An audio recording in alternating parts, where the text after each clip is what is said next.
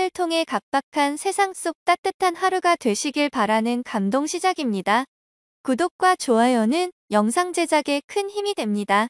영상 수익은 불우이웃에 기부되니 끝까지 시청 부탁드립니다. 서울에 있는 한 육교의 지하도 목에 사원증 같은 이름표를 걸고 있는 외국인 여성들이 황당한 표정으로 무언가를 바라보고 있습니다. 심지어 한 외국인 여성은 더 이상은 믿지 못하겠다며 나머지 여성들을 내버려 두고 어딘가로 뛰어가는데요. 그런데 바로 그때 벤치에 앉아있던 한국인 남성이 다가오더니 외국인 여성들에게 동전을 건네며 한마디를 건넵니다. 그의 말을 들은 외국인 여성들은 크게 당황한 듯 갑자기 말까지 더듬으며 한숨을 내쉬는데요. 과연 한국을 방문한 체코 여성들에게는 무슨 일이 있었던 것일까요? 안녕하세요. 저는 체코의 중앙정부에서 민원 담당 공무원으로 근무하고 있는 나타사라고 합니다. 3년이 넘는 기간 동안 같은 보직으로 근무하고 있는 저는 얼마 전 저희 공무원 동기들과 함께 한국으로 동기 여행을 떠나게 되었는데요. 평소 한국에 대해 전혀 관심이 없던 터라 뜬금없이 한국으로 가자는 동기들의 제안에 저는 조금 망설였지만 평소 저의 업무 자체에 큰 우울감을 느껴왔던 저는 현실 도피를 위해 한국으로 가보기로 했고 처음으로 약 2주 정도의 장기 휴가를 신청하게 되었습니다.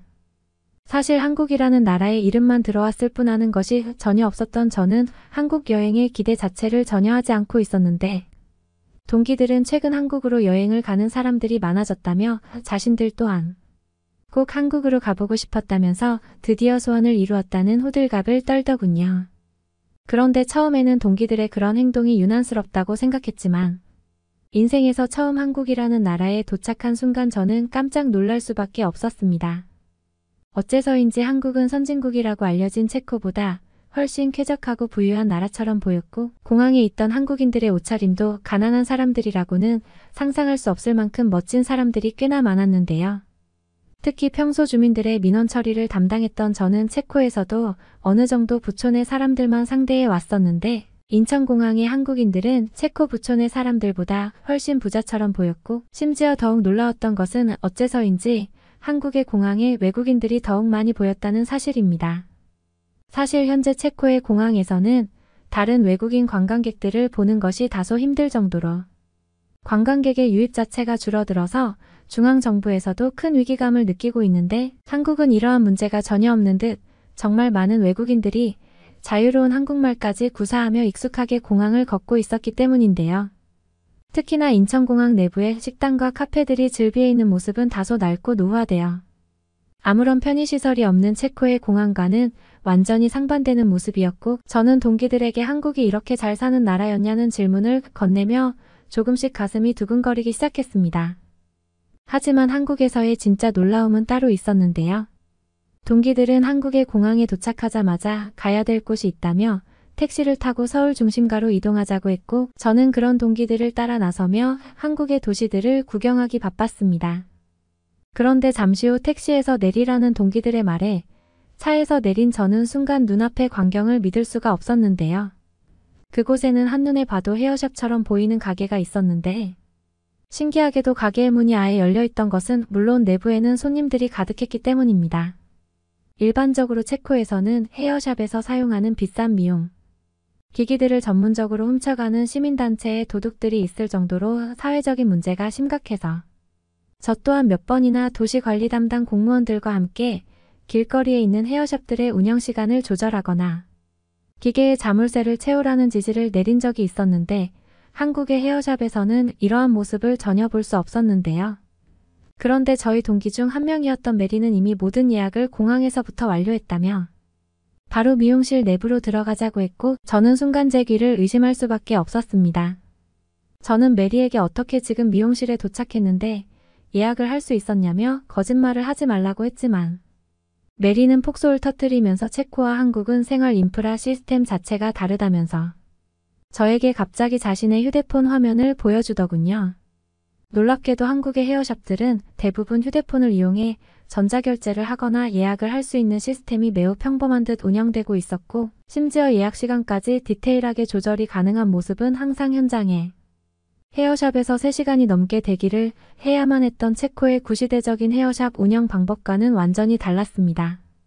항상 체코에서 머리를 할 때면 그날 하루의 시간을 전부 날려야 할 정도로 시간의 허비가 심각했는데 한국에서는 휴대폰 하나로 아무 데서나 예약이 가능하니 시간의 비효율이 발생할 이유가 없었던 것이죠. 메리는 공항에서 이미 예약 시간과 금액을 자신이 전부 결제했다며 이곳에서 머리 세팅을 받고 한국 여행을 하자고 했고 저는 그때부터 한국의 놀라운 디지털 생활 방식에 크게 당황하고 말았습니다. 하지만 한국의 미용실 내부에서도 이러한 선진국의 놀라움은 끊이지 않았는데요. 미용실에 들어가자마자 외국인인 것을 알아본 듯 능숙한 영어로 안내를 해주시던 한국인 직원분은 뜬금없이 저에게 뭘 마시고 싶은지 물어보셨고 저는 처음에 그 말을 전혀 이해하지 못했습니다.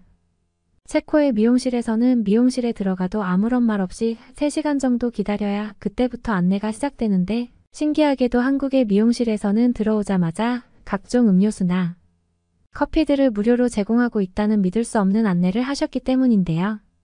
식당에서조차 물을 마실 때도 물값을 줘야 하는 체코와 달리 한국은 생수는 물론 커피와 음료수까지 전부 무료로 제공되었고 저는 미용실 직원분에게 혹시 한국이 이렇게나 돈이 많은 부유한 나라였냐면서 황당한 질문까지 건네게 되었습니다.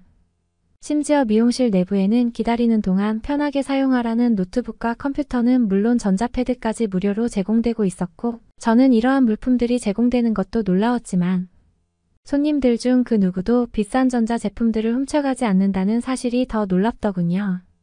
약 10분 뒤 자리로 앉아달라는 직원분의 요청에 저는 자연스럽게 모든 짐을 챙겨 품에 안고 미용실 의자에 앉았는데 갑자기 한국인 직원분은 저에게 무슨 일이 있냐면서 당황한 반응을 보이셨습니다. 그런데 바로 그때 제 옆에 있던 메리가 한국에서는 모든 짐을 그냥 의자에 놔두거나 라커룸에 넣어도 아무도 훔쳐가지 않는다며 믿기 어려운 설명을 이어나가기 시작했고 미용실 직원분 또한 자연스럽게 저희 짐을 받아 라커룸에 넣어주고 오시더군요. 실제로 체코에서는 헤어샵의 긴 대기시간 때문인지 잠시 한눈을 팔거나 머리를 받던 도중 잠이 들면 자신의 소지품들을 도둑 맞는 경우가 상당히 많은데 한국인들은 남의 것에 전혀 욕심이 없는 것인지 아니면 시민의식이 상당히 높은 것인지 이러한 도난에 대한 문제 자체가 발생하지 않는다고 했습니다.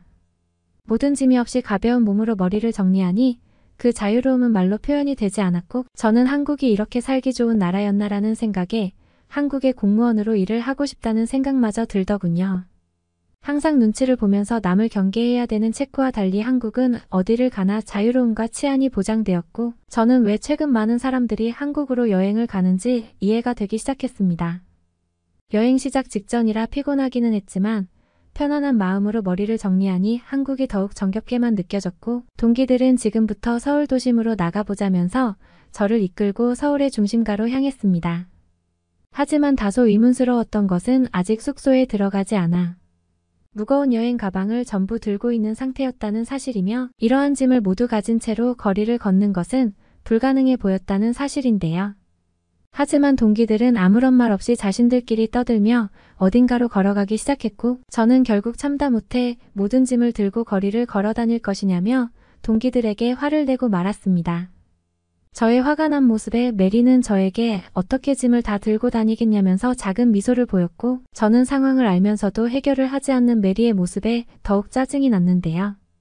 그런데 바로 그때 메리는 이제 다 왔다는 이해할 수 없는 말과 함께 도심 중심에 있던 한 육교 다리 밑으로 걸어 들어가기 시작했고 저는 그 순간 눈을 의심하고 말았습니다. 그곳에는 한국으로 여행이라도 온 것처럼 보이는 수많은 외국인 관광객들이 자신의 여행 가방과 짐 가방을 들고 있는 채로 종이에 무언가를 적고 있었다는 것이며 저는 대체 이게 무슨 상황인지 이해가 되지 않았는데요. 당황한 저의 표정을 확인한 메리는 한국에서의 경우 관광객들의 짐을 굳이 숙소로 직접 가지고 가지 않고도 배송을 해주는 시스템이 도심 이곳저곳에서 운영되고 있다는 말과 함께 이곳에서 짐을 맡기고 숙소 주소를 입력하면 1시간 이내로 모든 짐의 배송이 완료된다는 충격적인 말을 하기 시작했습니다. 아무리 한국이 안전한 치안을 가진 선진국이라지만 수십 명의 짐이 섞인 여행 가방을 어떻게 숙소로 배송해준다는 것인지 이해가 되지 않았던 저는 곧바로 눈앞에 펼쳐진 광경에 큰 충격을 받고 말았는데요. 외국인 관광객들이 종이에 무언가를 적어내려가는 사이가게 바로 옆으로는 약 3대의 작은 트럭들이 오더니 관광객들의 주소를 확인해 여행 가방들을 트럭에 분류해서 싣기 시작했고 저는 바로 그 순간 한국이 이렇게나 편리한 나라였구나라는 사실에 할 말을 잃고 말았습니다. 상식적으로 생각했을 때 체코에 이러한 여행 가방 배송 시스템을 도입했다면 곧바로 트럭 기사가 모든 짐을 가지고 도망을 쳤을 것인데 한국은 이러한 문제가 전혀 없는 듯 이미 많은 외국인 관광객들이 편하게 자신의 짐을 맡기고 있었고 메리 또한 저희 동기들의 짐을 전부 신청해 놓았다면서 5분도 되지 않아 모든 짐의 정리가 끝났다는 믿을 수 없는 말을 하더군요. 심지어 약 10,000원 정도라는 상당히 저렴했던 비용은 체코의 택배 비용보다 훨씬 저렴해서 더욱 충격적이었고 짐을 배송해주는 한국의 업체에서는 혹시 짐이 분실되는 경우 10배 이상으로 보상을 해준다는 상당히 파격적인 조건마저 제시하고 있었습니다. 메리는 저에게 휴대폰의 지도를 보여주더니 서울의 중심 도시에만 100개가 넘는 여행 가방 배송업체가 도시 이곳저곳에서 운영되고 있다고 했고 실제로 휴대폰의 화면에는 이미 수많은 업체들이 어디 있는지 정확하게 표시가 되고 있었죠. 말 그대로 한국에서는 생활에 불편함을 느낄 겨를도 없이 누군가가 그것을 해결하기 위한 방법을 생각해 사업으로 실현시킨 나라였고 그럴수록 한국은 훨씬 살기 좋은 인프라를 가진 나라로 바뀌고 있던 것입니다. 체코에서 공무원으로 일을 하던 저조차도 매번 도시의 치안이나 생활 인프라를 개선하는 방법을 생각해야 되는 회의가 지긋지긋했는데 한국에서 거주하는 한국인들은 이러한 불편함을 이미 모두 개선한 상태였고 그만큼 한국은 살기에 좋은 나라로 변해 있었죠. 편하게 짐을 숙소로 배송시킨 채로 한국의 거리를 걸으니 체코에서는 느껴볼 수 없는 쾌적함까지 느껴졌고 저뿐만 아니라 다른 동기들도 이제서야 한국에 온 것이 실감이 난다며 도시 이곳저곳을 구경하기 바빴습니다. 그런데 바로 그때 저의 눈에는 굉장히 이상한 장면이 눈에 들어왔는데요. 한국에 익숙했던 유아나 또한 제가 바라보는 것을 확인하더니 헉하는 소리와 함께 저게 뭐냐며 기겁하는 반응을 보였고 그건 저뿐만 아니라 다른 동기들도 마찬가지의 반응을 보였습니다.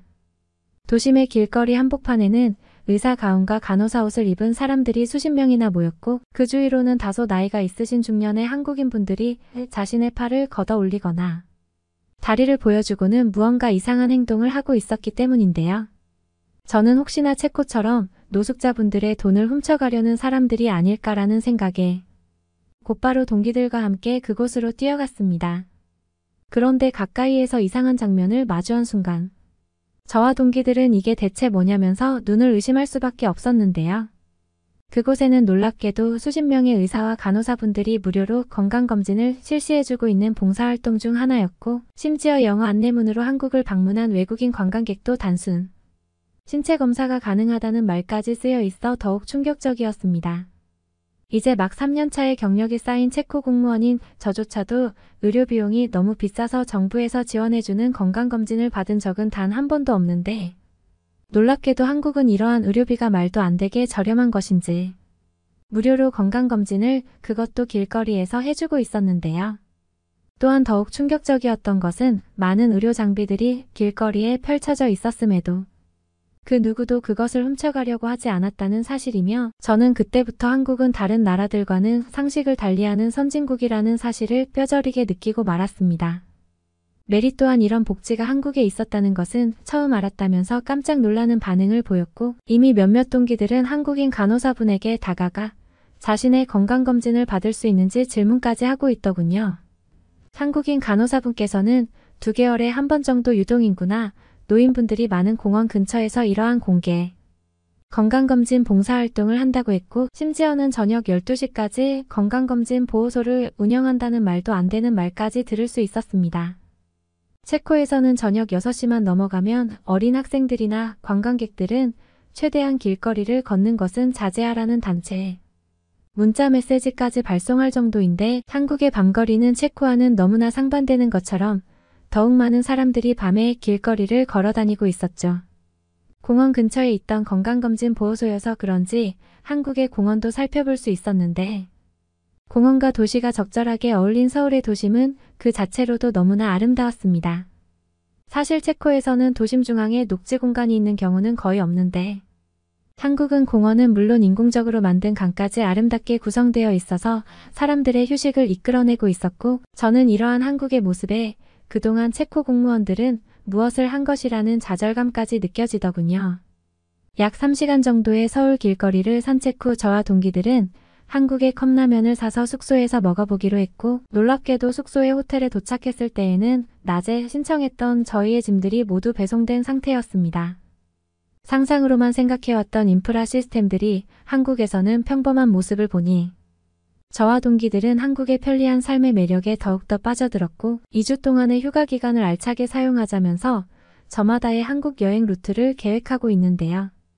심지어 저희가 한국에서 겪은 인프라 시스템이나 생활 편의시설들을 SNS에 올리니 수많은 체코 공무원 동기들로부터 한국은 저게 가능하냐면서 질문들이 왔고 저는 동기들의 질문에 직접 그것을 사용해본 후기와 사진을 보내주며 알 수 없는 뿌듯함까지 느끼게 되었습니다. 한국이라는 나라를 여행하는 것만으로도 알 수 없는 자부심이 생겨났기에 저는 심지어 한국으로 실제 이민을 와서 살면 어떤 기분이 들까라는 생각에 한국으로의 이민을 진지하게 고민하게 되었죠. 아직 약 2주라는 한국에서의 휴가 기간이 남은 지금 저와 동기들은 별다른 계획 없이 그저 한국인들의 평범한 삶을 느끼며 따라해보기로 했습니다. 한국인들의 삶 자체가 체코에서 태어난 저희에게는 모든 것이 특별하기에 앞으로의 한국 여행이 기대되기만 하네요. 이거 뭐야? 노다지잖아. 여기 있는 것만 다 훔쳐가도 부자 되겠는데. 무슨 소리야?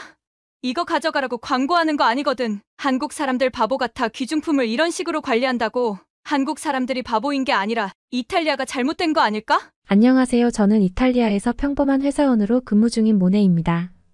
저는 최근에 한국에 다녀오고 나서 많은 생각이 바뀌는 계기가 되었어요. 사실 그동안 아시아라고 하면 그저 그런 시민의식, 그저 그런 공공질서를 가진 사람들이라고 생각했어요. 왜냐하면 저는 이탈리아에서 거주했지만 어릴 때부터 중국 사람들과 가까이 할 수밖에 없었습니다. 가난했던 저희 집은 월세가 저렴한 중국인 밀집 지역 근처에 살아야 했고 그곳에서 봐왔던 많은 아시아인들은 제게 편견을 주기에 충분했으니까요. 심지어 저는 중국어를 배우기 위해 3년간 중국으로 다녀왔던 경험도 있죠.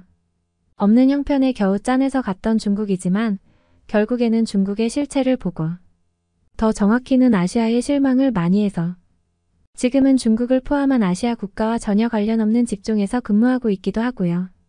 중국에서의 경험은 정말 나빴습니다. 길 가다가 사람의 똥을 밟아본 적 있으신가요? 저는 2번 정도 있거든요. 개똥을 밟는 것과는 차원이 다른 기분 나쁜 감정이 밀려옵니다. 질서 없는 모습은 당연한 것이고 그것들을 개선할 의지 같은 것은 전혀 없어요. 영국보다 수십 배 많은 인구를 자랑했던 중국이 처참히 영국에게 짓밟혔던 역사를 생각해보면 이게 과연 말이 되는 일인가? 유럽이 정말 대단했구나라는 생각을 가졌던 저에게 중국에서의 경험은 영국이 대단한 게 아니라 중국이 참 못했다는 생각마저 들게 했으니까요. 이것들 말고도 살면서 겪은 수많은 나쁜 경험들 때문에 기껏 중국어를 배웠음에도 불구하고 제가 중국을 포함한 아시아 국가들과 관련된 일을 하지 않겠다고 다짐하기에는 너무나 충분했죠. 사람들은 중국과 다른 아시아 국가들과는 분명히 다르다는 말들을 하지만 지리적으로 딱 붙어있는 나라들인데 달라봤자 거기서 거기라는 생각이 들 수밖에 없으니까요. 유럽인인 제가 봐도 독일과 이탈리아가 다르다고 하지만 결국 같은 유럽권 문화라 거기서 거기거든요. 물론 분명히 다르기는 하지만 유럽 이외 지역에 사는 사람들이 보기에는 유럽은 다 비슷하다는 생각을 가지고 있는 것과 같잖아요. 저도 단순하게 그런 생각을 가지고 있었죠. 중국에서 살았던 경험이 있던 저는 아시아인처럼 행동하려고 했습니다. 저는 중국에서 했던 행동 그대로 한국행 비행기에서 똑같이 행동했고 한국 사람들에게 저는 일종의 요주의 인물로 찍혔거든요. 화장실에 먼저 가겠다고 새치기에서 들어갔던 일. 하지만 한국 사람들은 제가 정말 급해서 그런가 보다 이해해 주었고 기내식을 받을 때에도 승무원이 옆자리 승객에게 메뉴를 먼저 물어봤으나 중국 비행기에서의 습관처럼 내가 먼저 먹겠다는 생각으로 내가 먼저 메뉴를 말해버렸고 옆에 한국 사람은 저에게 먼저 음식을 주라며 양보하기도 했고요. 굉장히 신뢰되는 행동을 했습니다. 한국 사람들은 제가 정상이 아닌 사람인 것으로 생각하고 그 뒤로는 저를 상종하지 않으려고 했었고요. 돌이켜보면 아주 창피한 경험이죠. 그리고 제가 한국에 방문한 목적은 한국인과 결혼하겠다며 한국의 살림을 차려버린 친구와 만나기 위해서였죠. 한국인 남자와 결혼하겠다는 친구에게 미친 거 아니냐며 화를 내기도 했어요. 그 친구의 초청으로 한국에 다녀오기 전까지 그 생각은 바뀌지 않았던 것도 사실입니다. 하지만 이제는 전혀 그렇지 않습니다.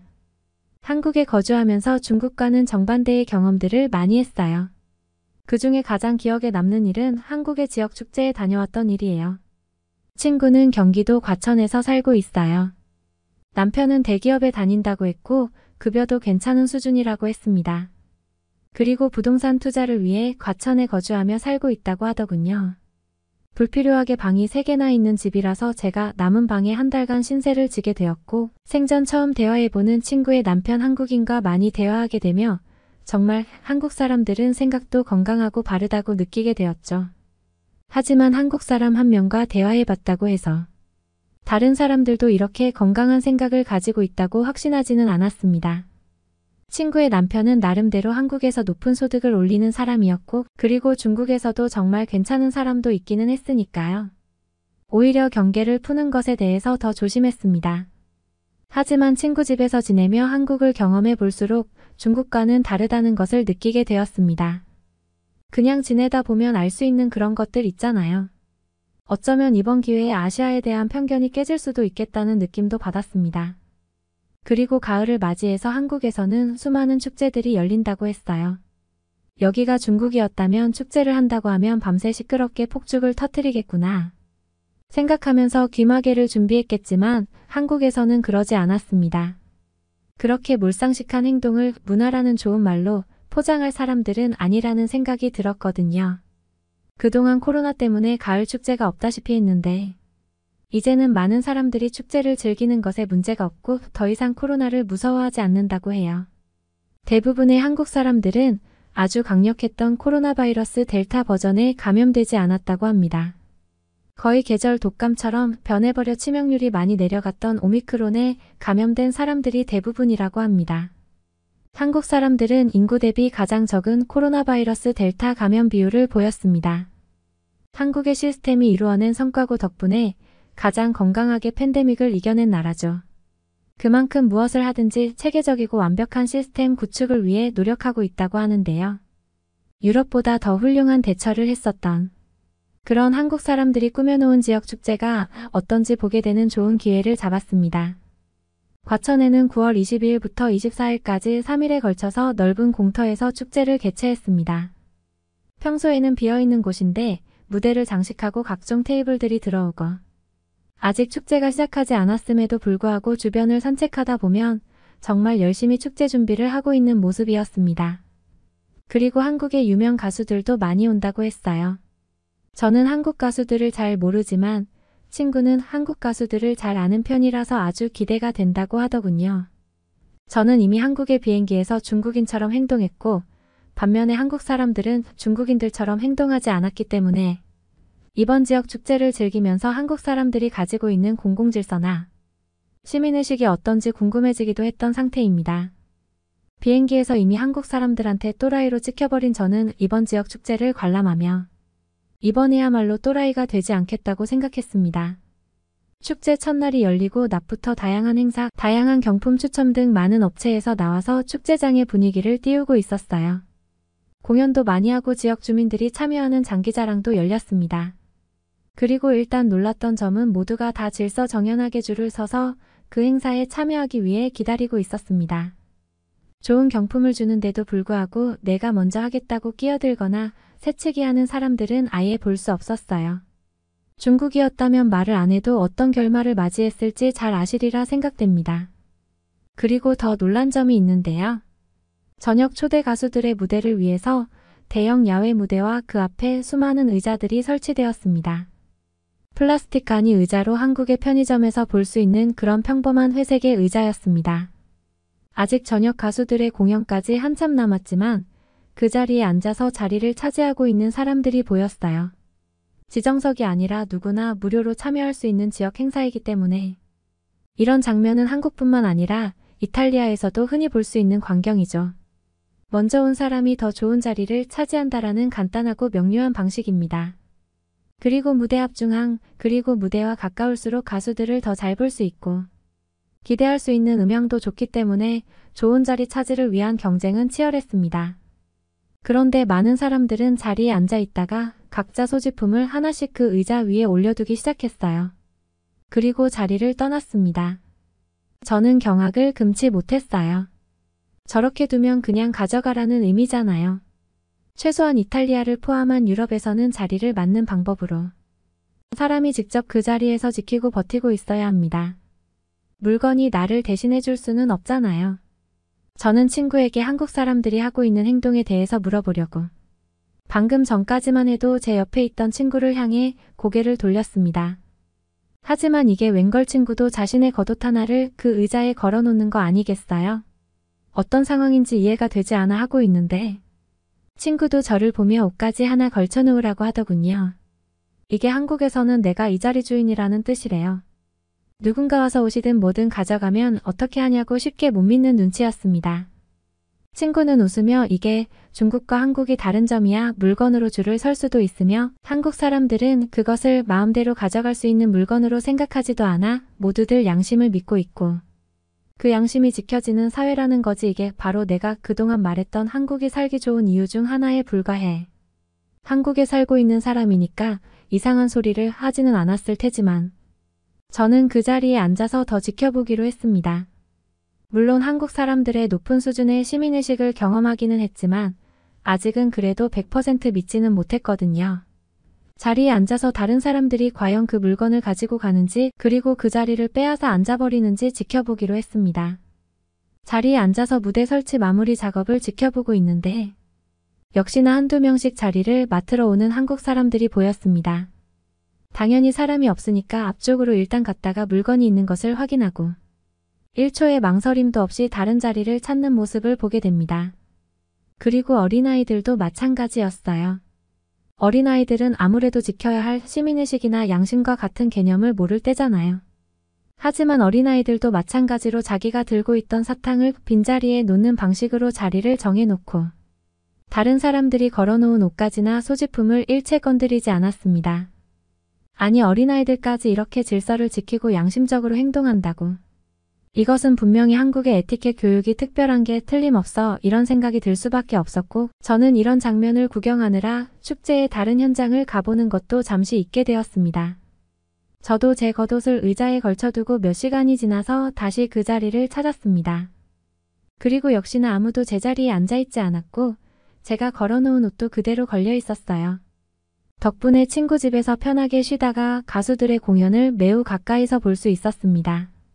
그렇게 축제 첫날을 즐기고 축제의 마지막 날 다시 그 축제 현장을 찾게 되었는데요. 토요일과 일요일 오전에는 따로 예약해둔 관광지를 가봐야 하느라 그곳에 갔다가 저녁에 대형 가수 한 명이 온다고 하더군요. 저와 친구는 오후 4시쯤 그 축제 현장을 다시 찾았고 역시나 이번에도 모든 좌석에 한국 사람들의 소지품이 자리를 지키고 있었습니다.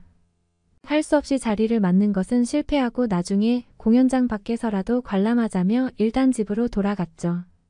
친구 집에 가서 잠시 휴식을 취하다가 돗자리를 가지고 와서 관람석 밖에 깔아놓고 소리라도 즐기자고 하고 있었습니다. 그리고 저는 한 번의 충격을 더 받게 됩니다. 공연장 밖에는 이미 수많은 사람들이 돗자리를 깔고 구경하고 있었어요. 의자가 배치되어 있는 곳은 정가락의 줄을 맞춰 배치가 되어 있지만 제가 돗자리를 깔고 앉아있는 곳은 관람석 밖입니다. 솔직히 이탈리아에서 이런 공연을 많이 가봤지만 사실 질서는 없어요. 무대가 잘 안 보이기 때문에 누군가 자리에서 일어난다면 뒷사람 입장에서 무대가 보이지 않고 자리에 일어나게 됩니다. 그런 현상은 도미노처럼 일어나서 정식 관람석 밖의 구역이 너무나 쉽게 엉망진창 난장판이 되는 지름길이죠. 하지만 이곳 한국에서는 공연이 시작된과 동시에 다들 자리에 앉기 시작했습니다. 뒷사람에 대한 배려가 너무나 충분했어요.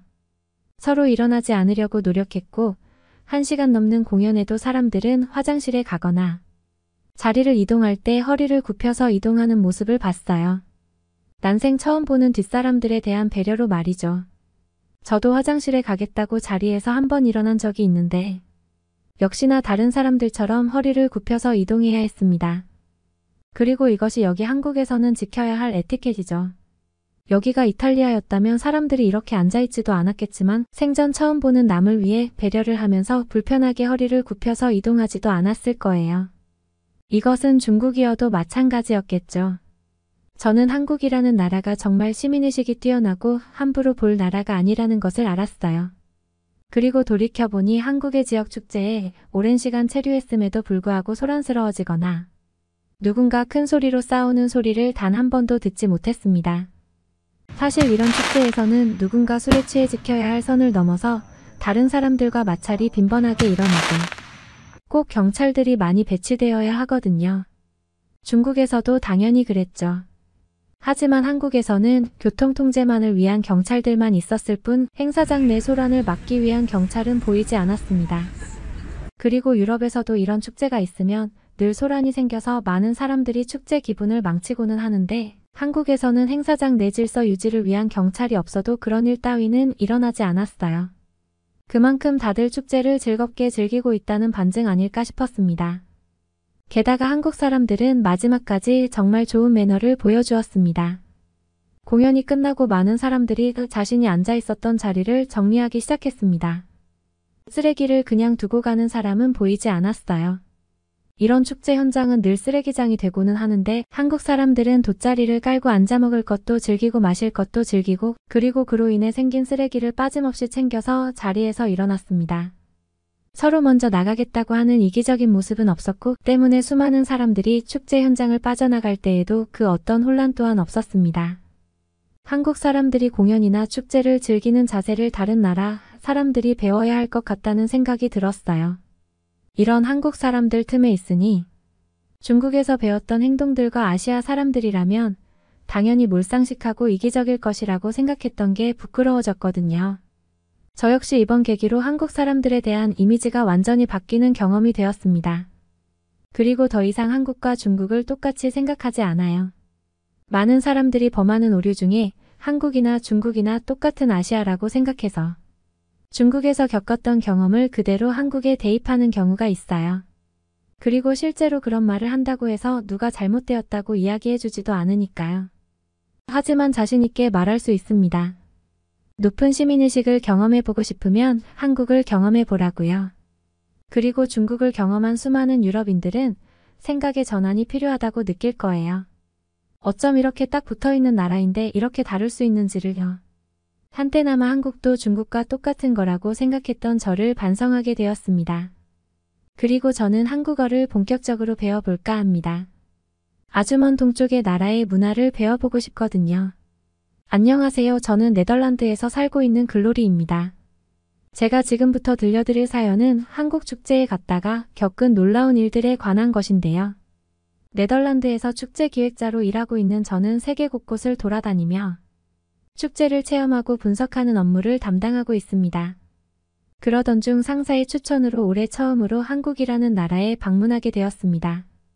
전 세계에는 많은 축제를 열고 있지만 그중 한국이라는 나라는 특색이 없고 볼품없는 나라라고 생각했고 제 주변 친구들도 직접 방문해보니 별로라고 했던 게 기억에 남아서 가고 싶지 않았습니다.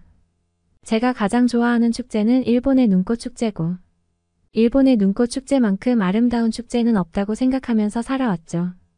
요즘 뜨고 있는 나라라면서 모르면 뒤처지는 수준이라는 말을 들었고 마침 축제 아이템을 찾던 저는 제 아이와 함께 한국으로 가게 되었습니다. 한국은 생각보다 더 발전하고 세련된 나라더라고요. 제가 생각한 것보다 다인종이 살아가는 나라였고 외국인 관광객이 많은 나라이기도 했습니다. 한국을 대표하는 인천공항에는 수많은 외국인으로 붐볐습니다. 낯설고 신기했습니다. 한국에 이렇게 많은 관광객이 머물고 있다는 사실이 놀라웠어요. 버스를 기다리는데 저 같은 외국인들이 향하는 목적지가 다르다는 걸 알았습니다. 모두 서울행 지하철을 탈 줄 알았는데 그게 아니더라고요. 외국인들은 생소한 이름의 지방으로도 많이 향했어요. 놀라운 건 한국 사람들이 모두 줄을 서서 버스를 탔다는 사실입니다. 그 버스를 타려는 사람들로 북적였는데 새치기를 하는 사람 없이 줄을 서서 얌전히 기다리고 있었어요. 오히려 외국인들로 보이는 사람들이 자기들이 먼저 타겠다고 신호를 보내거나 말을 못 알아듣는 척하면서 끼어들려고 하는 게 눈에 다 보였습니다. 그게 너무 불편하고 답답했습니다. 일본에서는 이런 경험을 한 적이 없었기 때문이에요. 일본이라는 나라가 워낙 질서 있고 그걸 중요시하는 예의 바른 나라이다 보니까 일본을 방문한 외국인들도 눈치껏 행동하고는 했거든요. 하지만 한국에 있는 외국인들은 그런 개념조차 없는 것인지 자기 먼저 타겠다고 서로 난리인 게 아니겠어요. 그때보다 못한 한 한국인 청년이 나서서 상황을 정리하기 시작했습니다. 어차피 표가 있어야 탈 수 있다고 영어로 또박또박 말을 하더라고요. 그 청년 덕분에 미리 예매를 한 제 아들과 저는 안전히 버스에 탈 수 있었습니다. 한국인 청년에게 고맙다고 말을 하자 한국인 청년은 제 아이에게 오히려 사탕을 들려줬습니다. 멀미가 나을지도 모른다면서요. 그 청년 덕분에 한국에 대한 첫인상이 아주 좋아질 수밖에 없었죠. 저와 아들이 도착한 곳은 한국의 한 지방이었습니다. 그곳에서 열리는 반딧불 축제는 매년 가을을 장식하는 축제 중 하나라고 하더라고요. 처음 듣는 축제여서 기대감이 들지는 않았죠. 미리 회사에서 붙여준 한국인 가이드와 동행해 축제장 이곳저곳에 방문할 수 있었습니다. 한국어를 전혀 모르는 저는 한국 여행이 불편할 줄 알았는데 가이드가 잘 안내하기도 했고 한국인들이 친절해서 축제장을 잘 둘러볼 수 있었습니다. 특히 한국인 노인들이 저에게 유독 친절했습니다. 외국에서 왔다고 반가워하는 것 같았어요. 제 아이 손에 솜사탕과 풍선을 들려주기도 했습니다. 버스에서부터 느낀 거지만 한국인들은 낯선 외국인에게도 참 친절한 것 같더라고요. 사실 축제장은 그저 그랬습니다. 워낙 그 도시가 작아서인지 볼품 없었고 화려하면서도 어딘가 아쉽더라고요. 워낙 한국 축제에 대해 좋게 소문이 나 있어서인지 기대를 하고 한국에 도착했지만 오히려 네덜란드 축제가 더 화려했습니다. 그때 제 아이가 무언가를 가리키면서 좋아하기 시작했습니다. 아이의 손가락 끝에는 버스 여러 대가 있었습니다. 제 아이는 평소에도 자동차 종류에 관심이 많았는데 버스가 일사불란하게 움직이는 모습을 보니 흥분한 듯 보였습니다. 한국 자동차가 워낙 유명한 건 알고 있었어요. 네덜란드 사람들도 한국 차를 종종 타기 때문입니다. 가이드에게 저게 뭐냐고 물어보았고 가이드는 축제장 내부로 이동하는 셔틀버스들이라고 안내해 주었습니다. 그 중에서는 반딧불을 보러 가는 셔틀버스도 있다면서 예약을 도와주겠다고 나섰습니다. 진가는 그때부터 발휘되었어요. 가장 마음에 드는 것은 훌륭한 셔틀버스 서비스였습니다. 인천공항에서 봤던 것처럼 축제장에서도 한국 사람들이 질서 있게 셔틀버스를 타더라고요. 한국인들의 질서가 인상 깊었어요. 네덜란드나 다른 나라에서는 워낙 사람들이 질서를 지키지 않아서 축제 관계자들이 많이 힘들어하고는 하거든요. 많은 나라를 가보았지만 특히 중국이 그게 심합니다. 자기가 먼저 타겠다고 사람들을 밀치는 경우도 많고 그 때문에 부상을 당하기도 하죠. 그런데 한국 축제에서는 전혀 그런 게 없더라고요. 가족 단위가 많기도 했고 모두 화기애애한 분위기였습니다. 또 신기한 것은 가격이었어요. 전 세계의 축제들은 바가지를 씌우는데 한국 축제는 모든 게 저렴했습니다. 음식도 저렴하고 저렴한 돈만 내면 반딧불이 체험지까지 데려다 주는 게 가장 마음에 들었어요. 한밤중인데도 안전하게 갈 수 있다는 게 믿음직스러웠습니다. 버스 안도 쾌적하고 넓어서 마음에 들었어요. 보통 행사장에서 쓰이는 버스는 낡고 더럽기 마련인데 한국은 셔틀버스 하나도 그냥 고르지 않는다는 게 느껴졌습니다. 돈을 아끼지 않는 축제의 진심인 나라구나 하고 느끼기도 했어요. 버스를 타고 조금 이동해서 수많은 반딧불을 볼 수 있었습니다.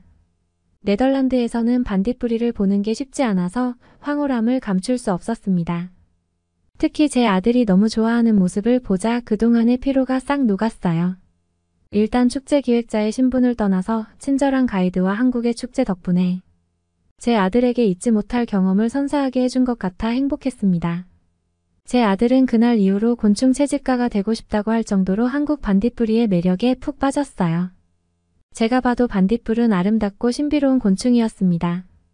숙소로 돌아가 아들에게 어땠냐고 물어보자 너무너무 행복했다면서 눈물까지 글썽이는 거예요. 저는 그때 엄마로서 가장 큰 행복을 맛보았습니다. 늦은 밤 아들과 함께 숙소 앞을 배회하는데 그것까지 정말 행복했습니다. 네덜란드에 비해 공기도 훨씬 좋고 선선한 날씨도 마음에 들었어요. 또 가장 놀라운 건 밤늦게까지 돌아다녀도 안전하다는 거였어요. 아이가 갑자기 아이스크림이 먹고 싶다고 해서 길거리를 돌아다녔는데도 안전했어요.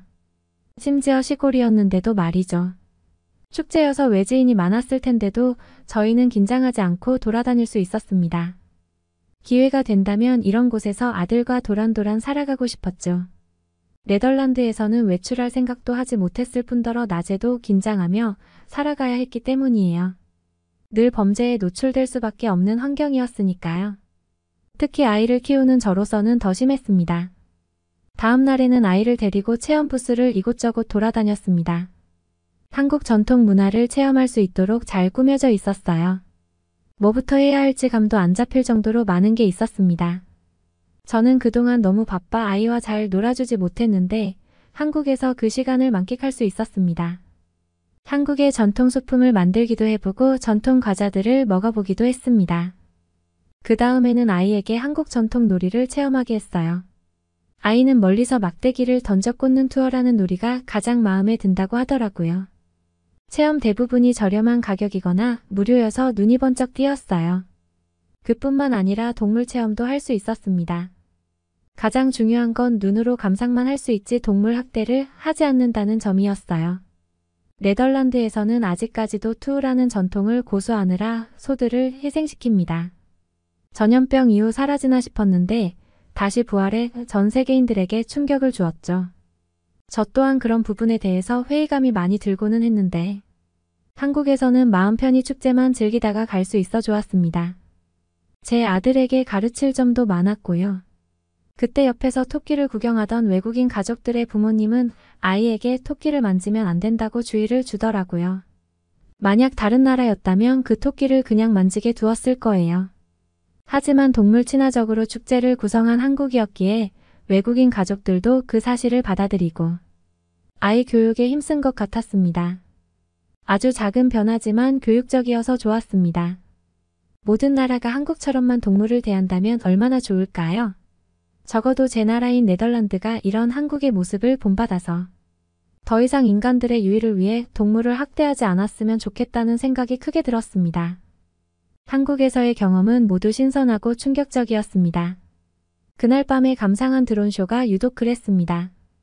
가이드에게 들어보니 한국에서는 드론쇼를 세계적으로 알리기 위해 매년 발전시키고 있다고, 또 한국의 축제뿐만 아니라 세계적인 대회에서도 드론쇼를 선보이고 있다고 하더라고요. 한국의 자랑거리라고 해도 손색이 없을 만큼 드론쇼는 정말 환상적이었습니다. 당장 다른 나라에서도 드론을 활용해 화려한 쇼를 선보이고는 했지만 한국이 가장 아름답더라고요. 한국이야말로 드론의 강국이 될 것 같았습니다. 드론을 통해 한국에서 유명한 상징과 이 지역을 대표하는 특산물을 표현하는 게 예술적이었어요. 아들도 신이 나는지 계속해서 박수를 쳤어요. 저희 가족뿐만 아니라 다른 외국인 관광객들도 입을 벌리고 동영상을 촬영하기 바빴습니다. 그런데 너무 드론쇼에 정신이 빼앗겨서 저는 큰 실수를 저지르고 말았습니다. 축제장에서 중요한 문서 잃어버린 것입니다. 축제장에서 적은 기록들이 적혀있는 문서였어요. 제가 일하고 있는 회사에 꼭 제출해야 하는 아주 중요한 문서였죠. 아무리 찾아봐도 없었고 제가 있던 자리를 아무리 후려도 찾을 수가 없었습니다. 제가 당황하자 제 아들도 놀랐는지 울음을 터뜨리기 시작했습니다. 네덜란드나 다른 유럽 국가에서는 물건을 잃어버리면 그냥 눈 딱 감고 못 찾을 생각을 해야 합니다. 그 정도로 사람들은 각박하고 남일에 관심이 없습니다. 그뿐이겠어요. 관광객 물건뿐만 아니라 현지인의 물건도 잘 훔쳐서 정부도 골머리를 앓을 정도입니다. 한국이라고 소매치기가 없을 거라고 생각한 제가 바보였어요. 그걸 잃어버리면 한국에 온 의미가 없을 정도로 제게는 중요한 문서였습니다. 일단 수기로 작성하고 집으로 들어가 문서 작업을 해서 메일로 보내려고 했는데 이미 잃어버려 그럴 수가 없었죠. 무슨 일인가요? 한국인들이 제게 물었고 저는 더듬더듬 문서를 잃어버렸다고 말했어요. 머릿속이 하얘져서 제가 무슨 말을 하고 있는지 전혀 알지 못했습니다. 사람들도 제가 심호흡할 수 있도록 저를 달래주었습니다. 저는 아주 중요한 물건을 잃어버렸다고 영어로 또박또박 말했어요. 그러자 놀라운 광경이 펼쳐졌습니다. 주위에 있던 한국 사람들이 하나같이 휴대폰 플래시를 켜서 바닥을 샅샅이 뒤적거리기 시작했어요. 저는 멍하니 그 모습을 바라만 보다가 저도 휴대폰 플래시를 켜서 문서가 떨어지지는 않았는지 수색했어요. 손발이 덜덜 떨렸지만 그래도 저를 돕는 이들이 많아서 조금은 안심이 되었습니다. 낯선 나라에서 분실 사고가 발생해서 심적으로 더 힘들었던 건데 이름도 모르는 낯선 사람들이 저를 위해 한마음한 뜻으로 물건을 찾고 있다는 생각에 안도감이 들더라고요. 사실 물건을 찾고 싶은 마음이 컸지만 이렇게 모든 사람이 도와줬는데도 찾지 못한다면 운명에 맡기기로 했습니다. 문서 여기 있어요. 그때 한 한국인이 영어로 소리쳤습니다. 달려가 보니 그가 쥐고 있는 건 제 문서가 맞았습니다. 갈색 봉투요. 한국 사람들이 아니었으면 저는 남은 일정을 전부 망쳤을지도 몰라요. 저는 그들에게 고개 숙여서 너무 고맙다고 인사를 했습니다. 그러자 그들이 박수를 쳐주기 시작했어요. 그 어디에서도 겪은 적 없는 따뜻함이었습니다. 인종과 국적을 떠나서 모두가 하나됨을 느꼈어요. 정말 그 감정은 다시 생각해도 황홀합니다. 그 지역에 머물며 하나도 빠짐없이 적었습니다. 노약자와 외국인에게 얼마나 친절한지에 대해서요. 특히 외국어를 모르는 노인들도 저와 제 아들, 그리고 다른 외국인들에게 손짓 발짓 섞어가며 대화를 하려고 애썼습니다. 그 모습이 정말 사랑스러워 보이더라고요. 저는 그 축제 현장에서 더 열심히 취재를 하고 기록했습니다. 네덜란드로 돌아가 한국 축제에서 배운 것을 적기 위함도 있었지만 한국의 장점을 해외 기사를 작성하는 기자들에게 제보할까 생각도 했어요. 그만큼 한국 축제는 아주 잘 진행이 되었습니다. 한국에 머무를수록 한국에 대한 호감도가 점점 올라갔습니다. 10월에는 세계적인 불꽃 축제가 열린다고 해서 출장 일정을 연장해 한국에 머무르기로 했죠. 아들도 제 결정을 듣고는 너무 좋아했어요. 불꽃 축제에 가보니까 규모가 상상 이상이더라고요. 지방 도시에서 봤던 규모는 비교할 수도 없을 만큼 컸습니다. 그만큼 사람들이 엄청 많았어요. 어떻게 이만큼의 사람이 불러 모을 수 있었는지 궁금해졌습니다. 불꽃 축제가 시작되자 그 이유를 알겠더라고요. 말문이 막힐 만큼 아름다웠습니다. 음악과 함께 불꽃이 일렁이는데 제 마음도 함께 움직였습니다. 그만큼 아름다웠죠. 불꽃 축제는 순식간에 끝났고 그 다음이 문제였습니다. 축제 현장에는 아주 많은 사람이 있었거든요. 수많은 인파가 한꺼번에 빠져나가면서 혹시 부상자가 생기는 건 아닐지 걱정했는데 다행히도 질서 있게 나가는 모습에 깜짝 놀랐습니다. 그 와중에도 몇몇 시민은 바닥에 떨어진 쓰레기를 줍고 있었어요. 많은 사람이 머물다가 가서인지 쓰레기가 꽤 많았는데 사람들은 청소를 하더라고요. 저는 그 모습에 너무나도 큰 감동을 받았습니다. 축제 현장에서 이렇게 자발적으로 나서서 쓰레기를 줍는 나라는 처음 봤거든요. 다들 아시겠지만 축제 현장에서는 대부분 봉사자나 직원을 쓰지 시민들이 나서지는 않아요. 그런데 한국인들은 달랐습니다. 심지어는 걸려서 넘어진 부상자가 생기자 시민들이 나서서 그 부상자를 도왔습니다. 혹시라도 큰 사고가 발생할까봐 방지하는 것 같았어요. 너무나도 감동적이었어요. 저는 어떤 나라의 축제에 가든 항상 사람에 치여서 다니고는 했습니다. 유명한 나라의 유명한 축제일수록 항상 현지인들이 불친절했죠. 폭행이나 시비에 휘말린 경험도 많고 누가 봐도 외국인인 저에게 인종차별을 하는 경우도 아주 많았습니다. 그뿐만 아니라 관계자 신분으로 이름표를 달고 축제를 구경해도 소매치기를 당한 적도 있었으니까요. 하지만 한국 축제 현장에서는 좋은 경험만 안고 갈 수 있어 행복했습니다. 제 아들은 한국을 떠나는 마지막 날까지 한국에서 더 있다가 가고 싶다고 칭얼댔습니다. 한국 형들과 누나들이 자기에게 친절했다고 하면서 더 놀고 싶다고 했어요. 하지만 네덜란드로 돌아가 보고도 해야 했고 일을 해야 했기에 더 일정을 늘릴 수는 없었습니다. 아들에게 그런 사실을 고하자 너무 아쉬워하더라고요. 나중에 한국에서 축제가 열리면 그때 또 오자. 아들의 손을 꼭 잡고 말하자 아들도 너무 좋다면서 고개를 끄덕였습니다. 아이를 달래려고 그냥 한 말은 아니고 정말로 다시 한국에 방문할 생각이 있었어요. 축제가 아니더라도 도시 이곳저곳을 관광하며 한국의 아름다움을 느끼고 싶었죠. 짐을 챙기는데 저도 네덜란드로 돌아가고 싶지 않았습니다. 일정만 없었더라면 더 눌러앉고 싶더라고요. 그 아쉬운 마음은 비행기가 이륙한 후에도 계속됐습니다. 아쉬운 마음에 비행기 안에서 야경만 바라보았어요. 저는 한국에서 겪은 모든 순간을 잊지 못할 것 같습니다.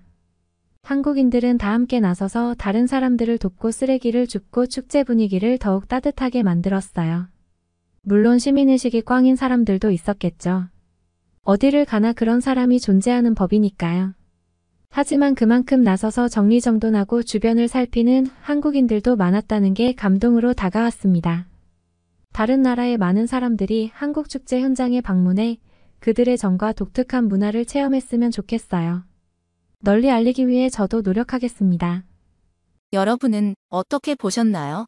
응원과 격려의 한마디씩을 댓글로 남겨주시기 바랍니다. 사연자분께 전달해드리겠습니다. 저희 감동시작은 실제 사연 제보를 받고 있습니다. 채택되신 분께는 선물도 드리고 있습니다. 저희의 사연이 여러분의 하루에 작은 힘이 될 수 있었으면 좋겠습니다. 감동적인 사연을 주변 사람들에게 공유하고 함께 이야기 나눠보세요. 끝까지 시청해주셔서 감사합니다. 더욱더 좋은 영상으로 찾아뵙겠습니다.